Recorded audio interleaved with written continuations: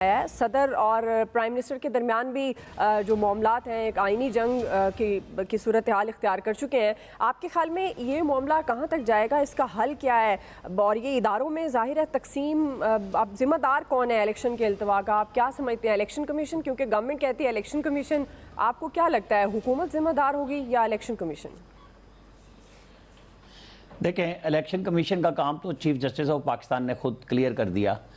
पूछा सवाल अली ज़फ़र से तो इन्हें अदालत का केस लाए हैं, उन्होंने कहा जी हम तो इलेक्शन का लाए हैं। उन्होंने कहा देखें, इलेक्शन कमीशन ने तो सुप्रीम कोर्ट का ऑर्डर इंप्लीमेंट कर दिया जब शेड्यूल दे दिया सदर के साथ मिल के, तो अब ये है इल्तिवा का इशू। तो इन्हें अदालत की कहानी तो ख़त्म हो गई है तकरीबन। वो लगानी हो तो ज़ाहिर है सुप्रीम कोर्ट का अपना इख्तियार है, जिस इख्तियार को उनके अपने जजेस चैलेंज कर रहे हैं, 4-3 है 5-3 है जो भी है। बहरहाल एक लैंडमार्क जजमेंट है जो आई है और उसने चीफ जस्टिस के इख्तियार को कहा है कि पुरलुत्फ ऑफिस में बैठ के इख्तियारात का मज़ा लेना। देखें, जो मुस्तफ़ा इम्पैक्स कोर्ट का केस था ना, साकिब निसार साहब ने जो दिया था, चूँकि वो बहुत ऊंची उड़ान में थे और आज उनके साथी जजेस ने उस उड़ान के ऊपर खासा कुछ हैमरिंग की है कि वो क्या क्या किरदार उस वक्त इलेक्शन के लिए कर रहे थे, जो लोगों ने किताबों में लिखा कि वो किस किस्म के चीफ जस्टिस थे, आज फंसे हुए हैं।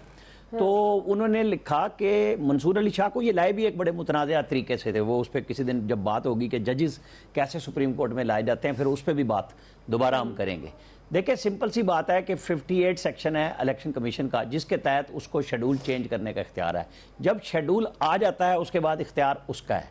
तो आर्टिकल 218(3) है कि शफाफ इलेक्शन हो, और 254 आर्टिकल जो है आइन का वो इख्तियार देता है कि वो कोई काम जो विद इन दी पैरामीटर्स ना हो रहा हो तो उसके साथ आप कर सकते हैं। अब इसके क्वेश्चन के ऊपर ज़ाहिर कल बेंच बैठेगा, 5 रुकनी बेंच 11:30 बैठेगा और इलेक्शन कमीशन का वकील अपना जवाब देगा, और वो तकड़ा जवाब देगा। उन्होंने कोई होमवर्क करके ही किया है, क्योंकि उन्होंने GHQ को बुलाया, डिफेंस मिनिस्ट्री को बुलाया, इंटीरियर को बुलाया, फाइनेंस को बुलाया, सबसे बुला के तहरीरी तौर पे पूछा, चीफ सेक्रेटरी IGs दोनों सूबों के बुलाए, और फिर एक खत इलेक्शन कमीशन ने वज़ीर आज़म को लिखा कि आपके इदारे ये कह रहे हैं, आप बताएं क्या कहते हैं। उन्होंने वो खत काबीना में रखा, काबीना ने उसको इंडोर्स किया कि हमारे पास ये फैसिलिटीज़ इस वक्त इलेक्शन कमीशन के लिए नहीं है। इलेक्शन कमीशन 4 मेंबर्स और 5वां मेंबर जो बतौर chief election commissioner Sikandar Sultan Raja है, उसके अलावा तो नहीं है। इन्होंने तो नहीं बैलेट बॉक्स बनाने, इन्होंने तो बैलेट पेपर नहीं छापने, सारे इंतजामात इन पैसे और लोगों के साथ होने हैं। तो वो सुप्रीम कोर्ट में पेश कर देंगे कि जी काबीना ने भी इंडोर्स किया, अब आप कर लें। लेकिन क्वेश्चन वहां पे वो आएगा जो चीफ जस्टिस के इख्तियार को 4 जजेस ने बहरहाल चैलेंज किया है कि जी आप कैसे करते हैं। अब आप मुझे बताएं, साकिब निसार साहब ने जो फैसला दिया कि जी विफाकी हुकूमत का मतलब वजीर आजम नहीं है, ठीक बात है कि जी विफाकी काबीना है, आप वहां से एंडोर्स कराएं। तो सुप्रीम कोर्ट आइन में 17 जजों पे मुश्तमिल है। एक तो जजेस की तादाद पिक एंड चूज की वजह से आज तक पूरी नहीं हुई, वो भी खुल के सारे जजेस बोल चुके हैं, पूरी वो बॉडी बोल चुकी है कि जनाब आप मेरिट और सीनियरिटी पे लेके आए लोगों को, वो भी नहीं हो रहा।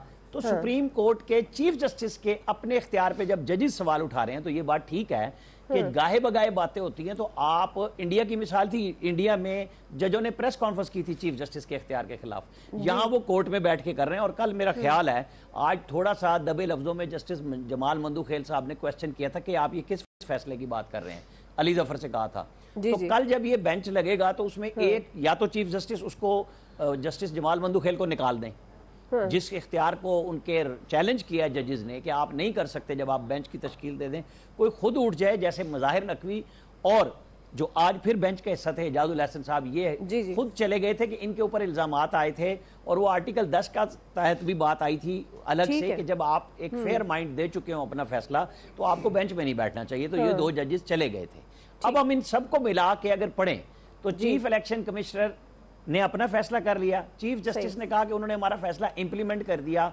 असल मसला ये है कि हम अवाम के लिए आए हैं, वहां से उन्होंने 184(3) को थोड़ा सा लिंक किया कि हमें देखना है कि अवाम का क्या हो सकता है, लोगों का क्या बनेगा, PTI और हुकूमत क्या कर रही है, अपना तहरीरी जवाब करके लाएं।